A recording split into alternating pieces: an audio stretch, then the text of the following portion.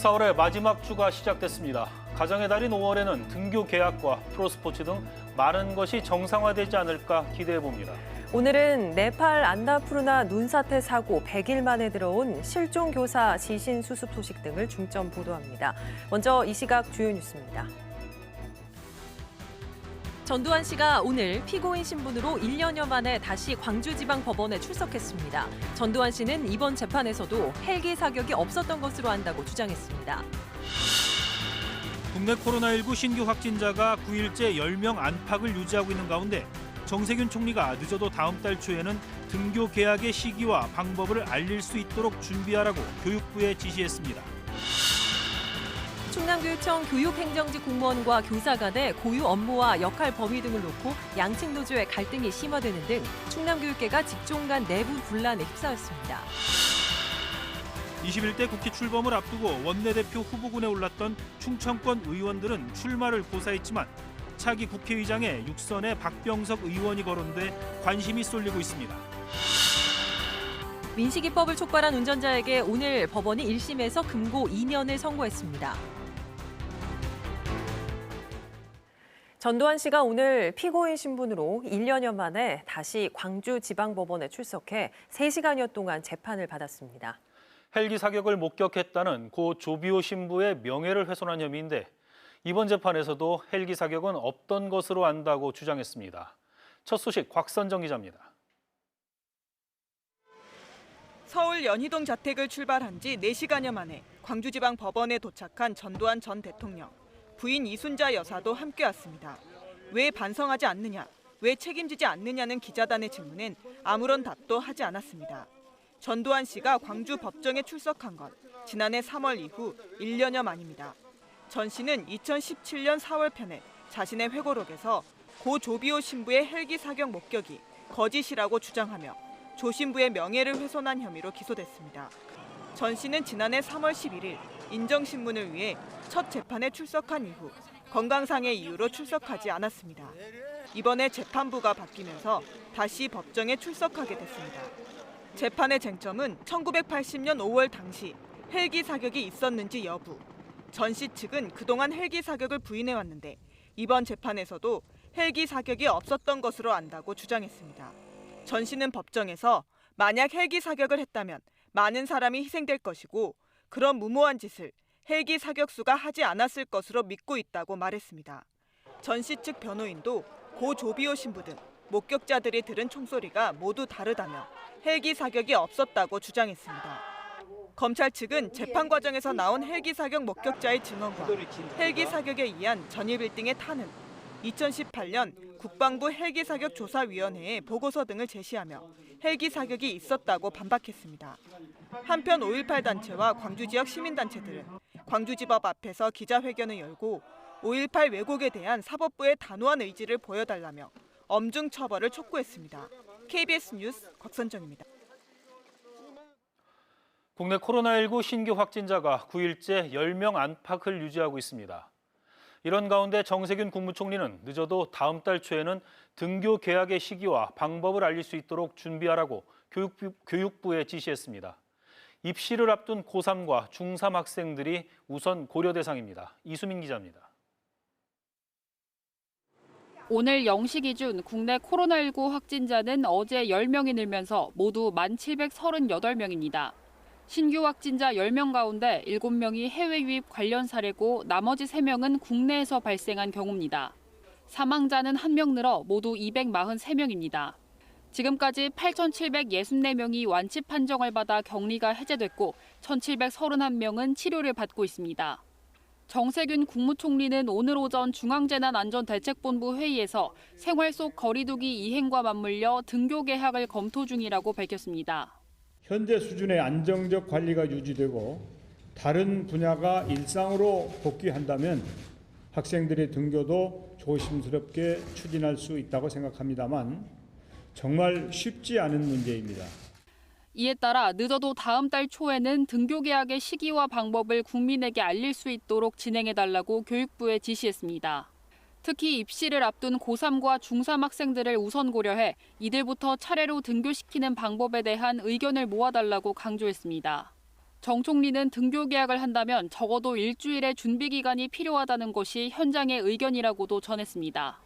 이와 함께 정부는 국내 코로나19 확산세는 주춤하고 있지만 아직 감염 경로를 알 수 없는 사례가 발생하고 있어 경계를 늦출 수는 없다고 밝혔습니다.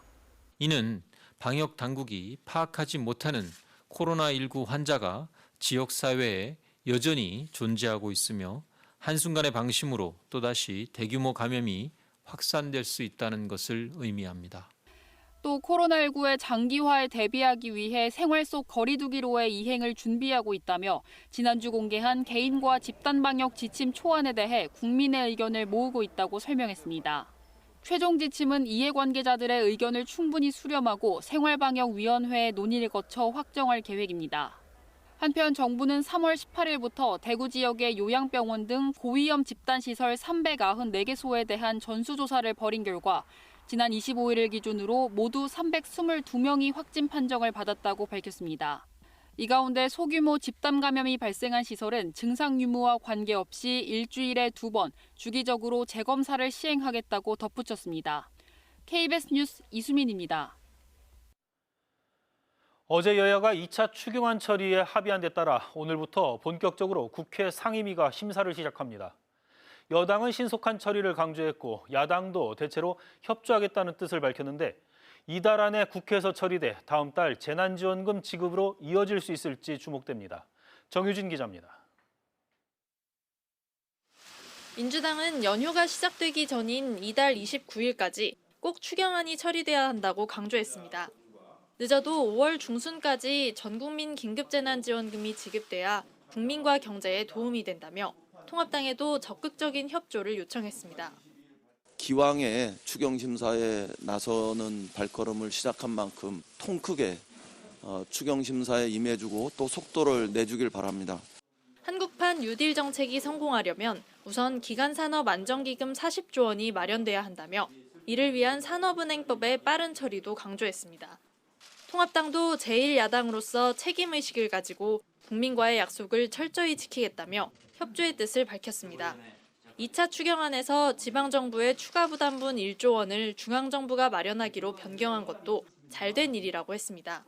다만 재원 마련을 위해 예산을 조정할 때 정부의 자구 노력이 보여야 한다고 강조했습니다. 어느 부분에서 어떻게 지금 재원을 만들었는지 그 부분을 저희들이 알고 임해야 될 것 아니겠습니까? 2차 추경안은 오늘 오후 행안위를 시작으로 국회 상임위별 심사 절차에 돌입했습니다. 행안위에서는 긴급재난지원금을 자발적 기부로 정부가 환수하기 위한 특별법도 상정됐습니다. 내일 오전엔 예결위 전체 회의가 열립니다. 여직원 성추행으로 사퇴한 오거돈 전 부산시장은 오늘 민주당 윤리심판원 회의에서 만장일치로 제명이 결정됐습니다. 통합당은 정부와 여당이 몰랐을 리 없다며 오 전 시장을 긴급 체포해야 한다고 주장했고 진상조사팀도 구성했습니다. KBS 뉴스 정유진입니다. 코로나19가 길어지며 충남 교육계가 직종 간 내부 분란에 휩싸였습니다. 교육직 공무원과 교사 간의 고유 업무와 역할 범위 등을 놓고 벌어진 양측 노조의 신경전이 감정 싸움으로 비화되고 있습니다. 박장훈 기자입니다. 양측의 감정이 고른 보건교사의 업무 논란에서 촉발됐습니다. 충남교육청 노조가 코로나19로 인한 휴업 동안 보건교사의 직무유기를 고발하겠다며 교사 노조에 경고 공문을 보낸 겁니다. 보건교사들이 연수를 이유로 출근하지 않고 집에서 쉬며 학교 방문객의 발열 체크와 문진을 행정실에 떠넘겼다는 주장입니다. 업무 떠넘기 형식이 돼버리는 거죠. 저희는 그거를 좀 지양을 하자는 거였고. 하지만 교사노조는 해당 사안은 감염병 관리조직상 행정실 업무라며 직무유기가 아니라고 반박했습니다. 단순히 보건과 관련된 학교 위생과 관련된다는 이유만으로 이게 모든 게 이제 보건교사에게 떠넘겨지고 있는 부분이거든요. 양측의 2차 설전은 돌봄교사 수당으로 이어졌습니다. 충남교육청 노조는 일부 학교에서 교사들이 오전 시간에만 긴급 돌봄을 하고 시간당 15,000원의 수당을 타가는 등 한 푼이라도 더 챙기려 한다며 비난 수위를 높였습니다. 한 분이 전담하던 분이 갑자기 한 학기에 4분이 돼가지고 그분들이 수당이 15,000원씩 하고 들어가잖아요. 그러자 전교조와 교사노조는 긴급 돌봄은 자치단체 업무이고 교사 업무가 아니라 수당이 나온 것이며 사회적 거리 두기로 돌봄 학생을 소그룹으로 나눈 거라며 교사 명예훼손의 사과를 요구했습니다. 교사들이 솔직히 굉장한 모욕감을 느끼고 있고 너무 힘들죠. 입장차가 첨예하게 대립하는 가운데 이제는 감정 싸움으로까지 격화되고 있습니다. 충남도 교육청이 교육계 내부의 내용을 어떻게 중재해 수습할지 주목됩니다. KBS 뉴스 박정훈입니다. 4.15 총선이 끝나면서 여야가 새로운 진용을 갖추기 위해 다음 달 새 원내대표를 선출합니다. 또 21대 국회가 개원하면 곧바로 새 국회의장도 선출하는데요. 당과 국회 주요 자리에 지역 의원이 진출할 수 있을지 주목됩니다. 조정아 기자입니다. 대통령에 이어 국가의전 서열 2위이자 입법부 수장인 국회의장. 영향력과 상징성이 큰 만큼 새 국회의장 자리에 이목이 쏠립니다. 관례상 원내 제1당이 맡게 되는데 유력한 후보로 6선 고지에 오른 대전 서구가 박병석 의원이 꼽힙니다. 21대 국회에서 여당 내 최다선인데다 이번 총선 출마의 변으로 국회의장 도전을 공식화해 일찌감치 차기 국회의장 후보군에 이름을 올렸습니다. 하지만 코로나19 이후 당정 최대 과제가 경제 회복인 만큼 경제부총리를 지낸 5선의 경기도 수원시무 김진표 의원도 후보군에 올라 각각 전 후반기 역할 분담론도 나오고 있습니다. 이런 가운데 21대 국회 첫 원내대표 자리를 노렸던 대전 서구을 박범계 의원과 천안을 박원주 의원은 출마를 고사했습니다. 미래통합당에서는 5선의 정진석 의원의 국회 부의장 진출 여부도 관심입니다. 또 4선에 성공한 홍문표 의원은 차기 당권 도전 가능성을 내비쳤고 4선 의원이 된 이명수 의원과 3선의 김태흠 의원은 통합당 원내대표 선거 출마가 거론되고 있습니다. 원내대표가 되든 또 국회의장이 되든 직접적으로 그런 중요한 자리를 맡으면 아마 지역의 그동안 수건 사업이라고 할 수 있는 것들이 술술 풀릴 수 있는 그런 계기가 마련된다 이렇게 보시면 될 것 같습니다. 역대 국회마다 충청권 홀대론이 제기돼 온 가운데 21대 국회에서는 충청권의 정치적 역량이 얼마나 확대될지 주목됩니다. KBS 뉴스 조정아입니다. 지난해 9월 아산의 한 중학교 앞 어린이 보호구역에서 9살 고 김민식 군이 차에 치여 숨진 지 7개월째인데요. 이 사건으로 이른바 민식이법을 촉발한 운전자에게 오늘 법원이 1심에서 금고 2년을 선고했습니다. 보도에 한솔 기자입니다. 동생 손을 잡고 학교 앞 횡단보도를 건너던 김민식 군. 승용차 사고로 끝내 숨졌습니다. 대전지방법원 천안지원 형사 2단독은 교통사고 처리 특례법 위반 혐의로 기소된 운전자 44살 A씨에게 금고 2년을 선고했습니다. 재판부는 사고가 난 시간과 장소를 고려할 때 A씨의 과실이 인정된다고 판단했습니다. 어린이 통행이 많은 오후 6시쯤 어린이 보호구역에서 발생한 사고로 보행자를 제대로 확인하지 않은 운전자 과실이 크다고 봤습니다. 다만 A씨가 초범이고 사고 당시 차량 속도가 제한 속도인 시속 30km 이하인 점을 고려했다고 밝혔습니다. 일반적인 교통사고 사망사건에 있어서 당사자끼리 합의가 이루어지지 않은 경우에 금고 1년에서 1년 6월 정도가 일반적으로 선고가 되는데 이 사건의 경우에는 일반적인 선고형보다는 약간 상회하는 정도로 보이고 이번 판결은 지난달 25일 시행된 민식이법이 적용되진 않았지만 유족들은 민식이법에 대해 일부 과잉처벌 논란이 일어 안타깝다며 당국이 오해를 바로잡을 수 있는 조치를 해달라고 당부했습니다. 근데 민식이법이 지금 이게 적용 대상이 누구냐 아니냐 지금 이 문제가 가장 큰 거잖아요. 이런 정확한 규정을 딱 명시를 해줘야 또 오해하는 사람들도 없어요. A씨는 유족의 합의 의사를 전하지 않은 것으로 알려진 가운데 검찰은 판결을 검토해 항소 여부를 결정할 방침입니다. KBS 뉴스 한솔입니다. 네, 보도국 박병준 기자와 좀 더 자세한 이야기 나눠보겠습니다. 박 기자, 앞선 리포트에서도 봤지만 이른바 민식이법을 만드는 실마리를 제공한 운전자가 금고 2년을 선고받았잖아요. 네. 이 정도 형량이면 어느 정도 처벌을 받은 것으로 보면 될까요? 네, 먼저 오늘 판결과 관련해서요. 지역 법조계 좀 의견을 종합한 결과라는 점을 전제로 말씀을 드리면 과거에 비하면 낮은 형량은 아니다라는 게 중론입니다. 오늘 판결 이후에 지역 법조계 전문가들에게 문의를 해봤는데 금고 2년이면 어쨌든 실형이니까 낮은 형량은 아니다라는 게 대체적인 답변이었고요.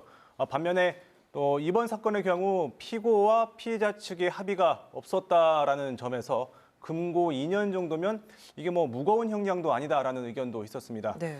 통상 교통사고는 일부러 내는 경우는 거의 없잖아요. 그렇죠. 그래서 보통 이제 과실로 발생을 하는데 이번 판결이 난 사건도 교통사고 처리 특례법상 과실치사로 기소가 됐는데 과실범에게 실형이 선고되는 사례가 통상적이진 않다라는 게 법조계의 공통된 의견이었습니다.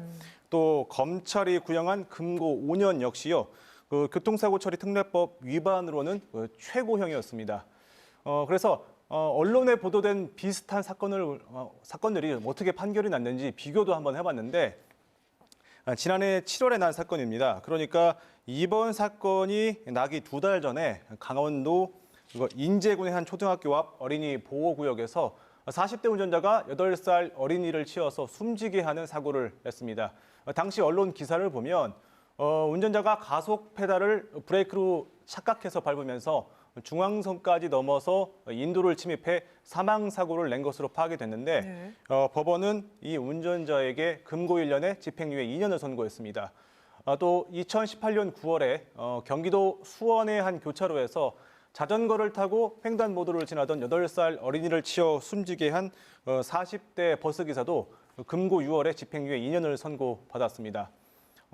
아울러 오늘 금고 2년의 실형을 선고받은 피고인은요, 이른바 민식이법 개정의 단초를 제공하긴 했지만 처벌이 강화된 개정법을 적용받은 것은 아니거든요. 그래서 이런 점을 고려해 본다면 오늘 법원의 판단이 과거보다 좀 엄격해졌다라고 볼 수는 있을 것 같습니다. 민식이법이 이번 사건에 소급 적용된 건 아니고요. 그렇습니다. 어찌 됐든 이 사고로 인해서 이른바 민식이법이 개정이 됐습니다. 네.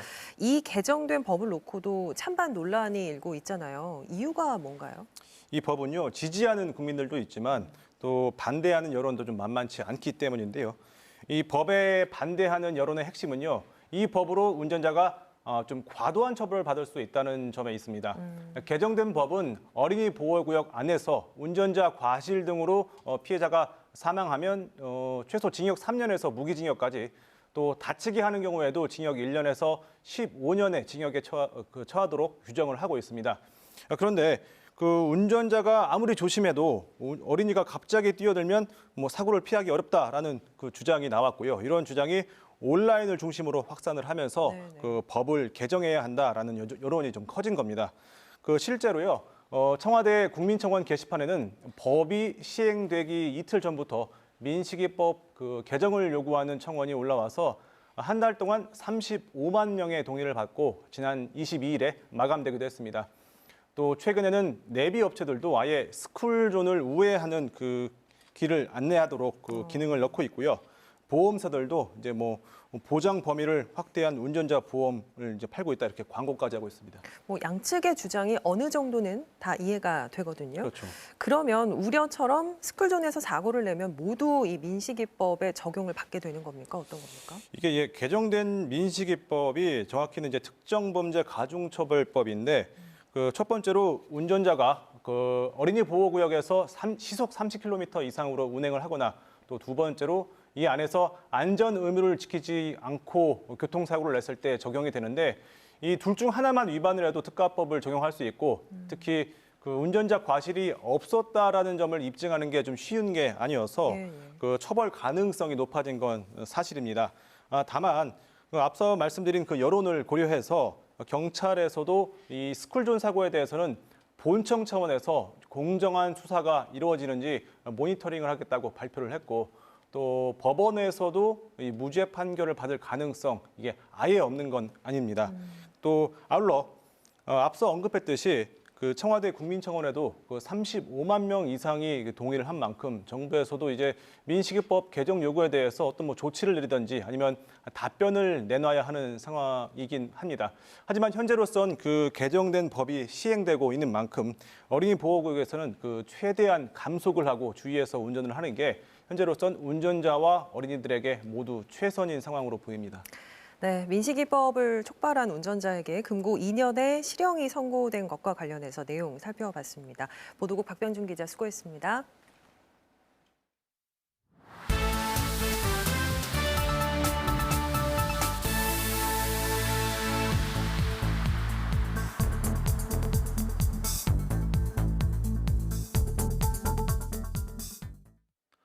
지난 24일 오후 시작된 경북 안동 산불이 사흘 만에야 진화됐습니다. 건조한 날씨에 강풍까지 불어 경북 지역에서 가장 큰 피해를 입힌 산불로 기록되게 됐는데요. 잔불 정리에도 적지 않은 시간이 걸릴 것 같습니다. 곽근아 기자가 보도합니다. 새까맣게 불탄 축사는 철제 구조물만 남았습니다. 내려앉은 축사 잔해물이 이리저리 뒤엉켜 있습니다. 순식간에 닥친 화마에 애지중지 길러온 돼지 800여 마리가 모두 죽고 말았습니다. 너무 불길이 세가지고 농장에 불 붙는 순간 저도 도망쳐 나왔거든요. 돼지한테 그때는 정말 눈물 흘리면서 도망갔습니다. 지난 24일 오후 3시 40분쯤 경북 안동시 풍천면에서 시작된 산불은 순식간에 동남쪽 마을로 확산됐습니다. 다음 날 정오쯤 큰 불길을 잡았나 싶었지만 초속 9m의 강풍 속에 되살아나 10km 떨어진 남후면에까지 번졌습니다. 사흘 동안 헬기 30여 대와 인력 3천여 명이 진화 작업을 펼친 끝에 어제 오후 2시 반쯤 겨우 큰 불길을 잡았습니다.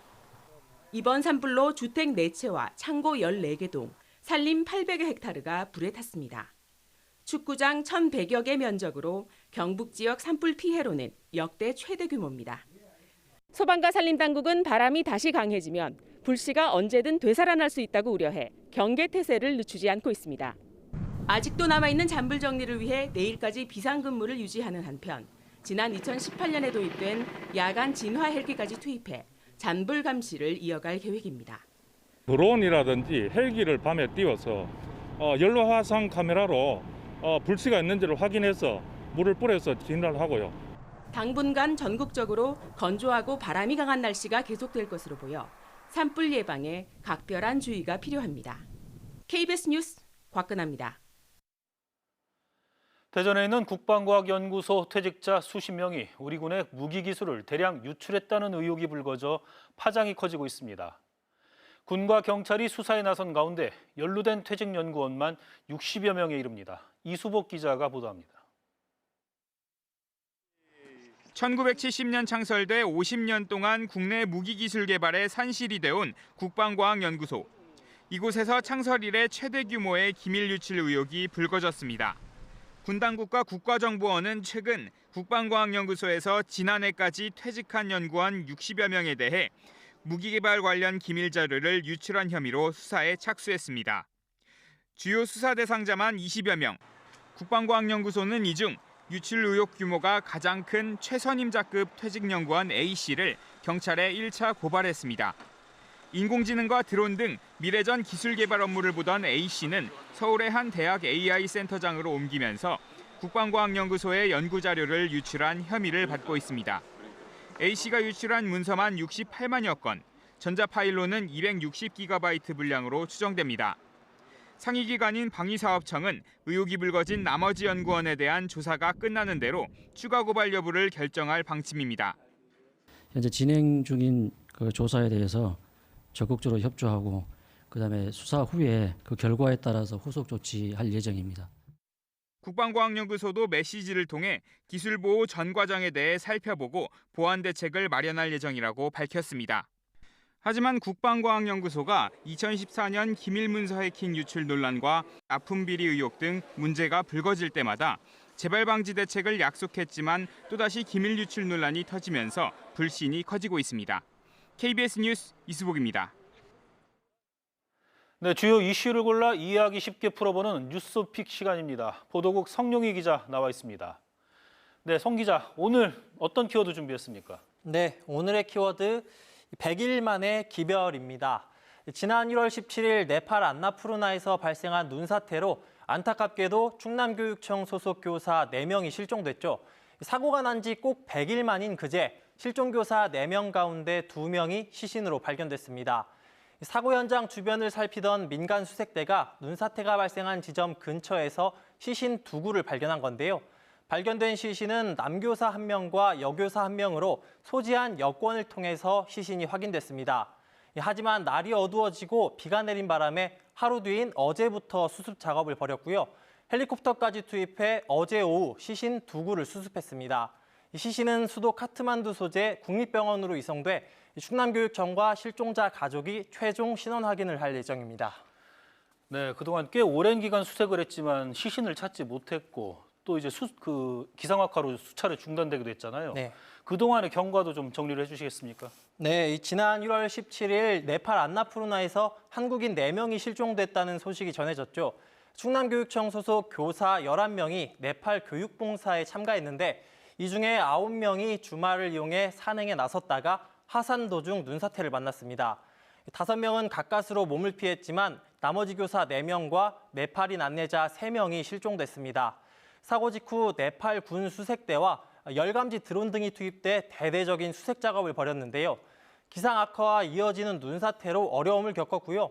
결국 수색은 일주일 만에 잠정 중단됐습니다.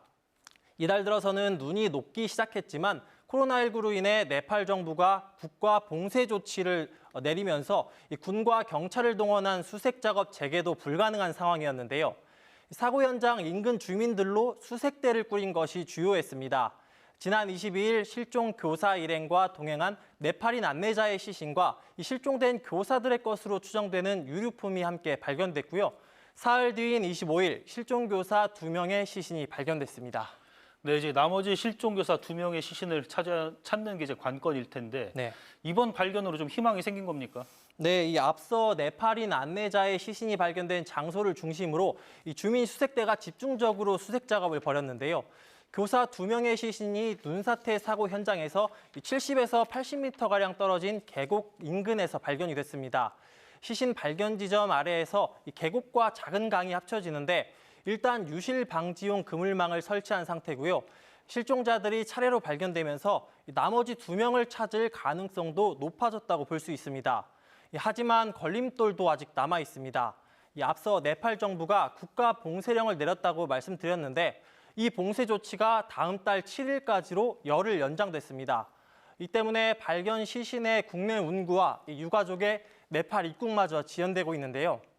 그때까지는 지금처럼 주민 수색대에 의존할 수밖에 없는 상황입니다. 또 최근에 기온이 오르면서 사고 현장과 인근에 쌓인 눈이 계속 녹고는 있지만 매몰 추정점에는 아직도 눈이 5m가량 쌓여 있는 것으로 전해졌습니다. 무엇보다 수색 재개가 절실한 상황인데 충남교육청은 외교부와 협의해 나머지 실종 교사 2명에 대한 수색도 재개할 수 있도록 네팔 정부에 강력히 요청할 방침입니다. 오늘 오후에 실종자로 추정되는 시신의 일부가 발견됐다는 소식이 전해졌는데요. 자세한 내용이 들어오는 대로 전해드리겠습니다. 네, 다음 키워드는 어떤 걸로 준비했습니까? 네, 다음 키워드는 갈 곳 잃은 노인들입니다.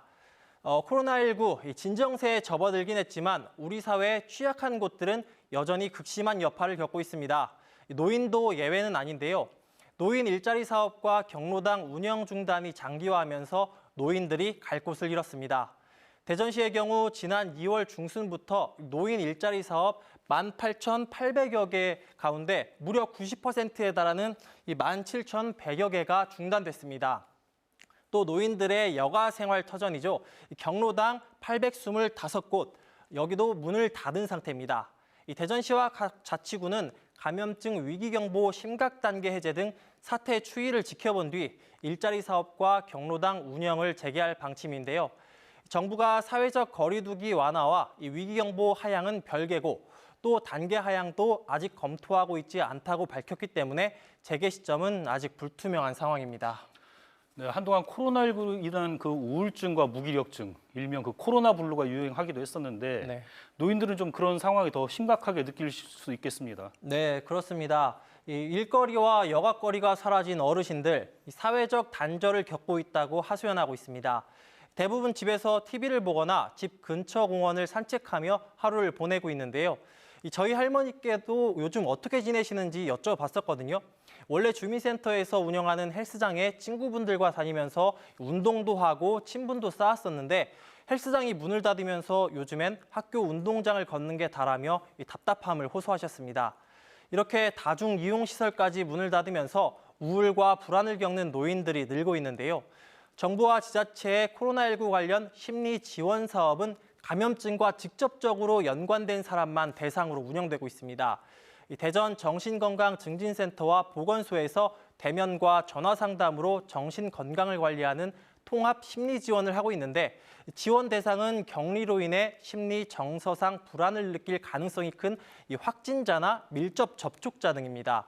대전에서 경로당을 여가생활 터전으로 삼고 있는 어르신들이 3만 3천여 명이나 된다고 하는데 사실상 사회적 격리 상태에 놓여 있는 노인들을 위한 심리 지원도 시급해 보입니다. 지금까지 뉴스픽이었습니다.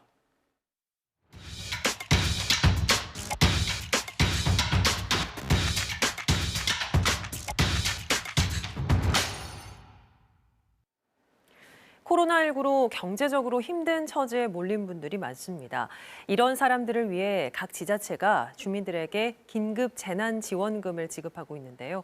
자치단체마다 지급 기준으로 삼는 전입 신고일이 다르다 보니 특정 기간에 이사한 사람 중에는 지원금을 못 받는 일이 생기고 있습니다. 문예슬 기자가 취재했습니다. 윤희경 씨는 18년 차 프리랜서 영어 강사입니다. 올 초 대전에서 과외 교습소를 차렸지만 문을 열자마자 코로나19로 폐원해야 했습니다. 700~800만 원 정도 그냥. 근데 그 돈도 사실은 좀 신용 대출을 받아서 한 돈이었기 때문에 지금도 매달 그건 갚고 있어요.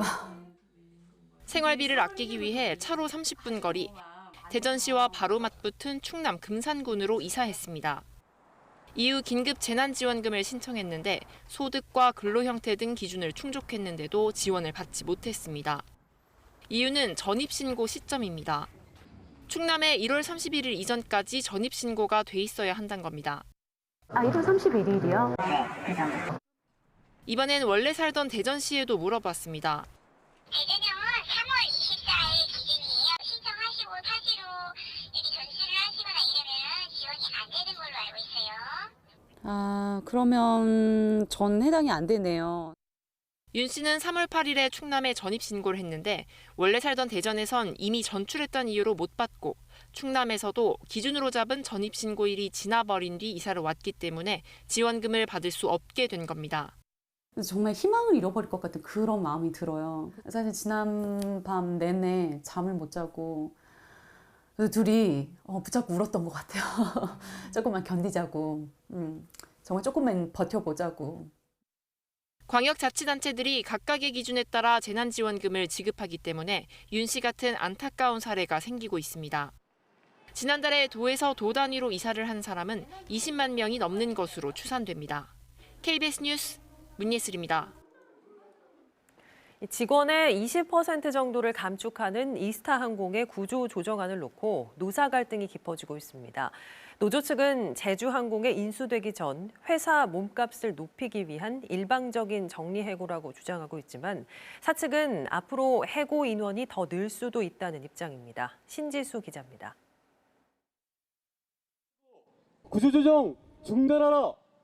이스타항공 노조원 등 100여 명이 오늘 회사 앞에 모여 사측의 인력 감축안에 반대했습니다.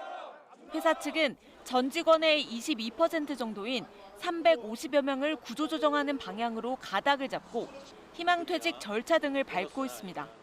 노조 측은 회사가 경영 정상화 노력을 하지 않고 인력 감축만 추진하고 있다고 주장하고 있습니다. 정부의 고용유지 지원금도 신청하지 않은 채 형식적인 노사 협의만 해왔다는 겁니다. 노동자들은 정리해고를 막기 위해 어떠한 희생도 감수할 수 있다고 나섰음에도 사측은 정리해고 인원수부터 산정하기 바빴다. 사측은 정리해고 명단이 아직 정해지지 않았다면서도 추가 인력 감축 가능성까지 내비치고 있습니다. 구조조정 규모가 당초 700여 명에서 절반 정도로 줄어 남은 직원들의 고통 분담이 이루어지지 않을 경우 구조조정 인원이 더 늘어날 수 있다는 얘기입니다. 국제선에 이어 국내까지 모든 운항을 중단한 이스타항공은 2달 연속 월급 지급을 못하고 있고 제주항공으로의 인수를 앞두고 있습니다.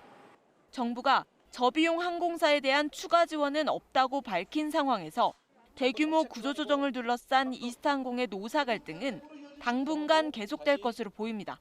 KBS 뉴스 신지수입니다. 최근 2030년 아시안게임 충청권 공동 유치가 무산되면서 베이스볼 드림파크 건립에 차질이 우려된다는 지적에 대전시가 사업을 정상 추진하겠다고 밝혔습니다. 시는 아시안게임 유치 무산과 별개로 200억 원 이상의 국비를 확보해 올 연말까지 타당성 조사와 투자 심사 등 행정 절차를 완료하고 오는 2024년까지 한바 종합운동장 부지에 새 야구장을 건립하기로 했습니다. 또 한바 종합운동장은 국제대회 유치와 연계해 서남부 종합 스포츠타운으로 이전하고 유치를 못하더라도 스포츠타운 일부 부지를 활용해 이전을 추진하겠다고 덧붙였습니다. 지역별 전력 자립도가 충남은 전국에서 가장 높은 수준인 반면 대전은 최저로 나타났습니다. 한국전력 전력 통계 속보에 따르면 지난해 지역 내 전력 소비량과 생산량을 비교한 전력 자립도 분석 결과 대전은 1.8%로 17개 시도 중 가장 낮았습니다. 반면 화력발전소 등이 집중된 충남은 235.2%로 인천 다음으로 높았습니다. 한전 측은 지역의 안정적인 전력 자급을 위해서는 신재생에너지, 열병합 발전소 등 분산형 전원이 대안이 될 수 있다고 지적했습니다. 충남도 내 외국인 보유 토지가 전년 대비 75만 6천 제곱미터 증가했습니다.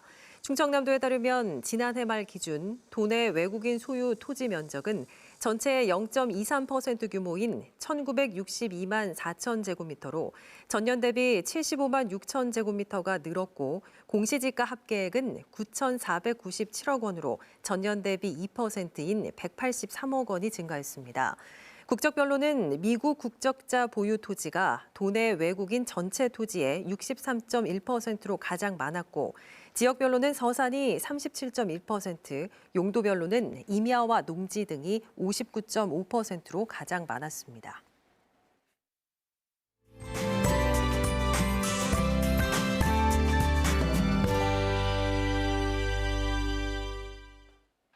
한 주의 시작인 오늘 낮 동안 기온이 큰 폭으로 오르면서 완연한 봄 기운을 만끽할 수 있었습니다. 다만 대전, 세종과 충남 내륙에는 건조주의보가 내려져 있는데요. 대기가 건조한 데다 강풍까지 불면서 산불 위기경보는 심각 바로 전 단계인 경계 단계를 유지하고 있습니다. 산불 가능성이 갈수록 더욱 높아질 걸로 예상되는 만큼 화재 예방에 각별히 신경 써주시길 바랍니다. 내일은 오늘보다 기온이 더 오르겠지만 여전히 아침, 저녁으로는 꽤 쌀쌀하겠습니다. 시간대에 맞는 옷차림으로 체온 조절에 신경 써주셔야겠습니다. 내일 아침 최저 기온은 0도에서 6도로 오늘과 비슷하게 출발하고요. 한낮에는 햇볕이 내리쬐면서 기온이 최고 22도까지 오르겠습니다. 내일 출근길 충남 서해안과 일부 내륙에는 가시거리 1km 미만의 안개가 끼는 곳이 있겠습니다. 교통안전에 유의하셔야겠습니다. 다음은 자세한 지역별 내일 날씨입니다. 내일은 대체로 맑은 가운데 세종의 아침 최저 기온은 3도, 대전은 5도로 예상되고요. 한낮에는 세종과 대전이 22도까지 오르겠습니다. 충남 북부 지역은 천안의 아침 기온이 3도, 아산은 4도로 예상되고요. 한낮에는 서산이 19도, 천안이 22도를 나타내겠습니다. 충남 남부 지역은 청양의 아침 기온이 2도를 보이겠고요. 한낮에는 서천이 18도, 부여가 21도로 예상됩니다. 바다의 물결은 충남 남부와 북부 앞바다 모두 0.5m의 높이로 잔잔하겠습니다. 당분간 대체로 맑은 가운데 기온이 점점 오르면서 따뜻한 봄 날씨가 전망됩니다. 기상정보였습니다. 앞서 안나푸르나 실종자로 추정되는 시신 일부가 발견됐다고 전해드렸는데요. 현재 수색대가 주변을 파헤친 끝에 시신 한 구가 있다는 것을 확인하고 수습을 시도하고 있는 것으로 전해졌습니다. 뉴스를 마칩니다. 시청해주신 여러분 고맙습니다.